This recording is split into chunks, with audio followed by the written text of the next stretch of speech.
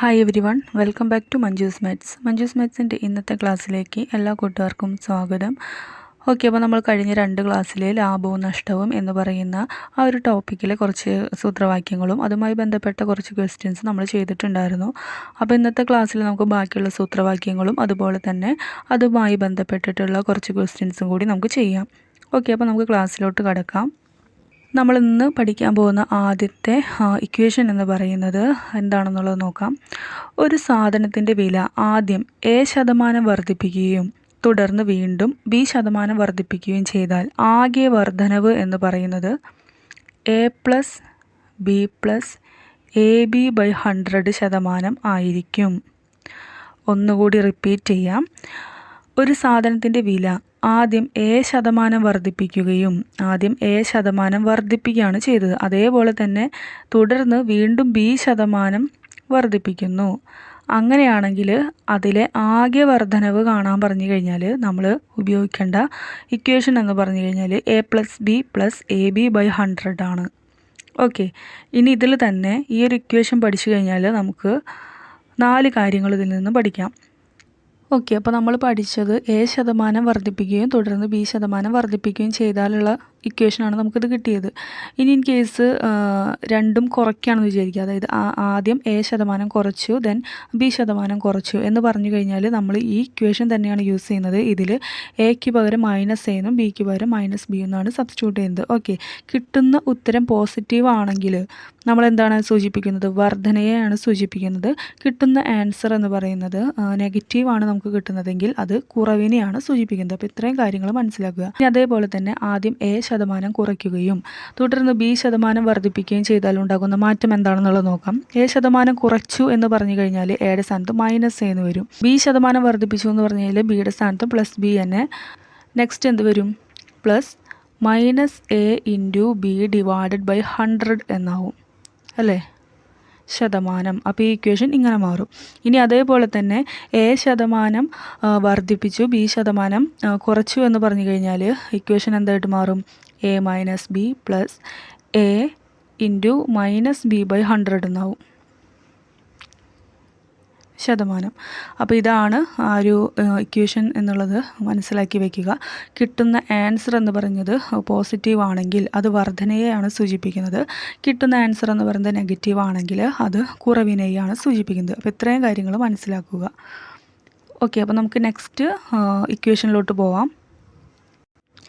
Next എന്ന് പറയുന്നത്, ഇപ്പോൾ നമ്മൾ X സാധനങ്ങൾ വാങ്ങുമ്പോൾ Y സാധനങ്ങൾ വെറുതെ ലഭിച്ചു കഴിഞ്ഞാൽ ഡിസ്കൗണ്ട് ശതമാനം എന്ന് പറയുന്നത് എന്തായിരിക്കും? Y/X + Y × 100 കണ്ടാൽ മതി. ഒന്നുകൂടി റിപ്പീറ്റ് ചെയ്യാം. X സാധനങ്ങൾ വാങ്ങുമ്പോൾ നമുക്ക് Y സാധനങ്ങൾ വെറുതെ ലഭിച്ചു എന്ന് വിചാരിക്കുക. അങ്ങനെയാണെങ്കിൽ നമ്മളോട് ചോദിക്കുകയാണ് ഡിസ്കൗണ്ട് ശതമാനം എത്ര ആയിരിക്കും എന്ന് ചോദിച്ചു കഴിഞ്ഞാൽ Y/X + Y × 100 ചെയ്താൽ മതി. ഓക്കെ, ഇനി നെക്സ്റ്റ് എന്ന് പറയുന്നത് X സാധനങ്ങൾ വിൽക്കുമ്പോൾ Y സാധനങ്ങളുടെ വില ലാഭമായി കിട്ടിക്കഴിഞ്ഞാൽ ലാഭശതമാനം കാണാൻ പറഞ്ഞു കഴിഞ്ഞാൽ അത് Y/X - Y × 100 ആയിരിക്കും. ഒന്നുകൂടി റിപ്പീറ്റ് ചെയ്യാം. X സാധനങ്ങൾ വിൽക്കുമ്പോൾ Y സാധനങ്ങളുടെ വില ലാഭമായിട്ട് കിട്ടിക്കഴിഞ്ഞാൽ നമ്മളോട് ലാഭശതമാനം കാണാൻ പറഞ്ഞു കഴിഞ്ഞാൽ Y/X - Y × 100 ആയിരിക്കും. ഇനി നെക്സ്റ്റ് എന്ന് പറയുന്നത് X സാധനങ്ങൾ വിൽക്കുമ്പോൾ Y സാധനങ്ങളുടെ വാങ്ങിയ വില ലാഭമായിട്ട് ലഭിച്ചാൽ നമ്മളോട് ലാഭശതമാനം കാണാൻ പറഞ്ഞു കഴിഞ്ഞാൽ Y/X × 100 കണ്ടാൽ മതി. അതായത് X സാധനങ്ങൾ വിൽക്കുമ്പോൾ Y സാധനങ്ങളുടെ വാങ്ങിയ വില ലാഭമായിട്ട് ലഭിച്ചുവെങ്കിൽ നമ്മളോട് ലാഭശതമാനം കാണാൻ പറഞ്ഞു കഴിഞ്ഞാൽ Y/X × 100 ചെയ്താൽ മതി. ഓക്കെ, അപ്പോൾ നമുക്ക് ഈ 3 ഇക്വേഷനും ഒന്നുകൂടി ഒന്ന് നോക്കാം. ഒന്നാമത്തെ ഇക്വേഷൻ പറയുന്നത് X സാധനങ്ങൾ വാങ്ങുമ്പോൾ Y സാധനങ്ങൾ നമുക്ക് വെറുതെ ലഭിച്ചെന്ന് വിചാരിക്കുക. അങ്ങനെയാണെങ്കിൽ നമ്മളോട് ഡിസ്കൗണ്ട് ശതമാനം കാണാൻ പറഞ്ഞു കഴിഞ്ഞാൽ ഈ ഇക്വേഷനാണ് യൂസ് ചെയ്യേണ്ടത്. Y/X + Y × 100. നെക്സ്റ്റ് ഇക്വേഷൻ എന്ന് പറയുന്നത് X സാധനങ്ങൾ വിൽക്കുമ്പോൾ Y സാധനങ്ങളുടെ വില ലാഭമായി കിട്ടിക്കഴിഞ്ഞാൽ ലാഭശതമാനം കാണാൻ പറഞ്ഞു കഴിഞ്ഞാൽ ഈ ഇക്വേഷനാണ് യൂസ് ചെയ്യേണ്ടത്. Y/X - Y. നെക്സ്റ്റ് എന്ന് പറയുന്നത് X സാധനങ്ങൾ വിൽക്കുമ്പോൾ Y സാധനങ്ങളുടെ വാങ്ങിയ വില ലാഭമായിട്ട് ലഭിച്ചാൽ നമ്മളോട് ലാഭശതമാനം കാണാൻ പറഞ്ഞു കഴിഞ്ഞാൽ ഈ ഇക്വേഷനാണ് ചെയ്യേണ്ടത്. Y/X × 100 ആണ് ചെയ്യേണ്ടത്. ഓക്കെ, ഇനി നെക്സ്റ്റ് ഇക്വേഷൻ നോക്കാം.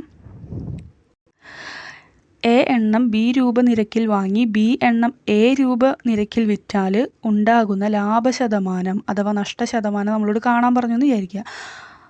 അപ്പോൾ നമ്മൾ യൂസ് ചെയ്യേണ്ട equation A square minus B square divided by B square into 100 ചെയ്താൽ മതി.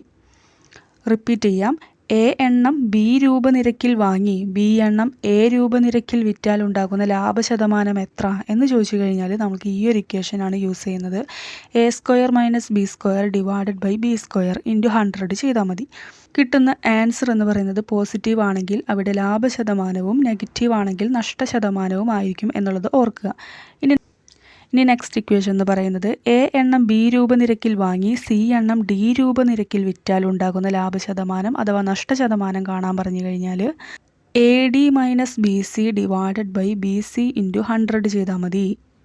എ എണ്ണം ബി രൂപ നിരക്കിൽ വാങ്ങി സി എണ്ണം ഡി രൂപ നിരക്കിൽ വിറ്റാൽ ഉണ്ടാകുന്ന ലാഭശതമാനം അഥവാ നഷ്ടശതമാനം കാണാൻ പറഞ്ഞു കഴിഞ്ഞാൽ A D minus B C divided by B C into 100 ചെയ്താൽ മതി. കിട്ടുന്ന ഉത്തരം പോസിറ്റീവ് ആണെങ്കിൽ ലാഭശതമാനവും നെഗറ്റീവ് ആണെങ്കിൽ നഷ്ടശതമാനവും ആയിരിക്കും.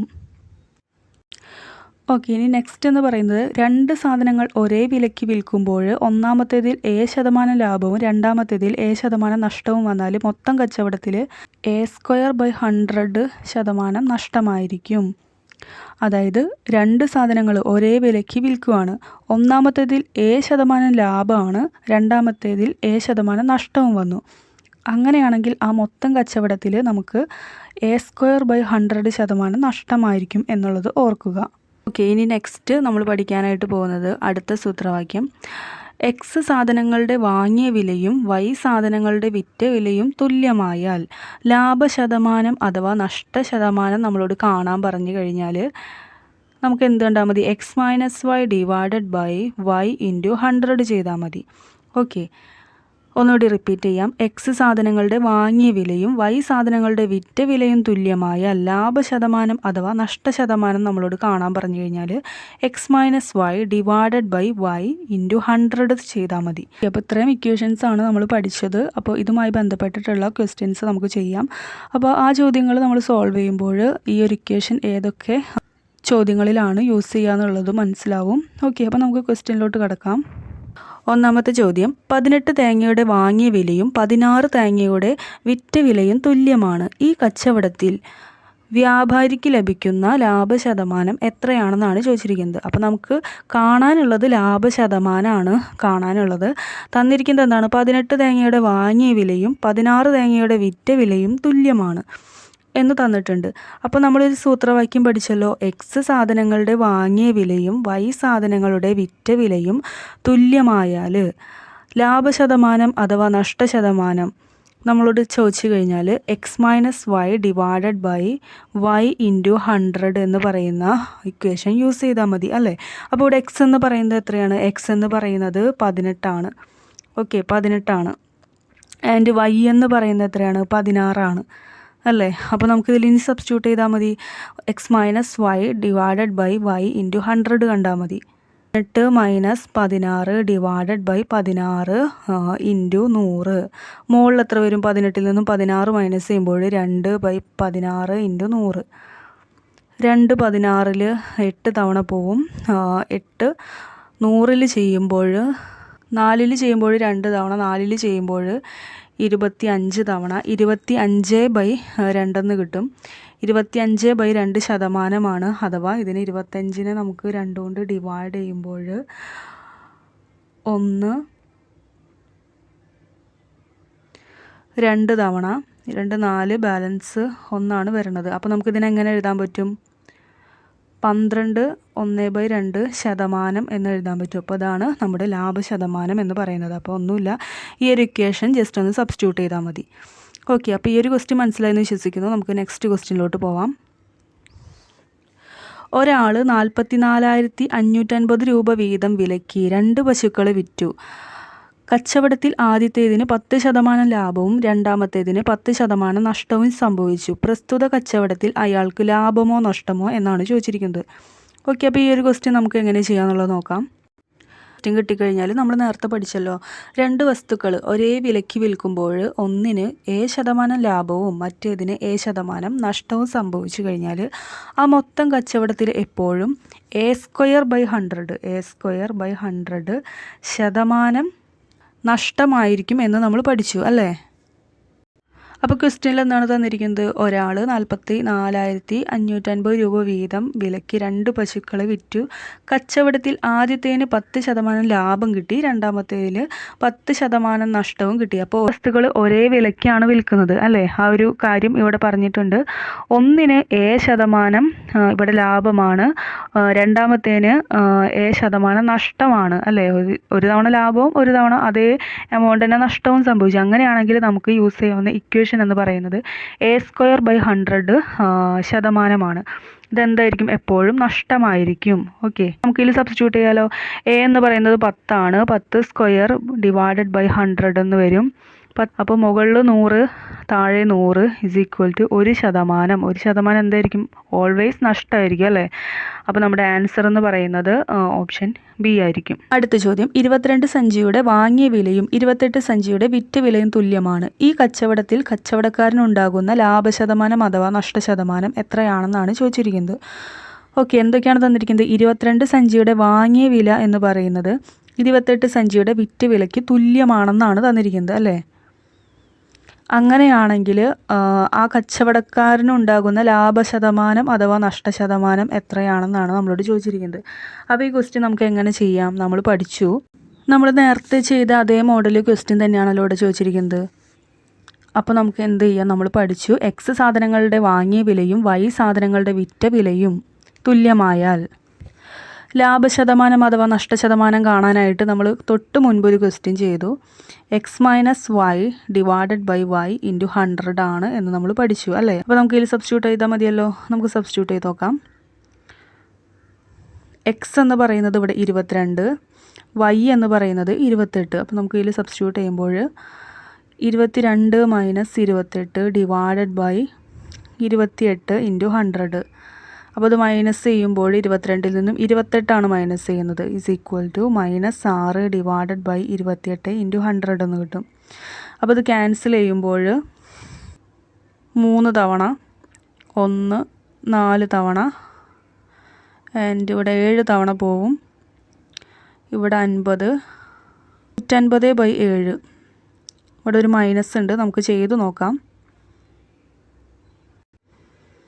150/7 7 കൊണ്ട് ചെയ്യുമ്പോൾ 2 14 0 1 തവണ 7 3. അപ്പോൾ ഇതിനെങ്ങനെ എഴുതാം? 21 3/7 ശതമാനം. ഇവിടെ മൈനസാണ് വന്നിരിക്കുന്നത് അല്ലേ. മൈനസ് വന്നതുകൊണ്ട് നഷ്ടമായിരിക്കും. അപ്പോൾ നമ്മുടെ ആൻസർ എന്ന് പറയുന്നത് ഓപ്ഷൻ സി ആണ് റൈറ്റ് ആൻസർ. ഓക്കെ, 5 എണ്ണം വാങ്ങൂ 1 സൗജന്യമായി നേടൂ എന്ന് പരസ്യം വെച്ച് കച്ചവടം നടത്തുമ്പോൾ നൽകുന്ന ഡിസ്കൗണ്ട് ശതമാനം എത്രയാണ്? നമ്മളോട് കാണാൻ പറഞ്ഞിരിക്കുന്നത് ഡിസ്കൗണ്ടിൻ്റെ ശതമാനമാണ് ചോദിച്ചിരിക്കുന്നത് അല്ലേ.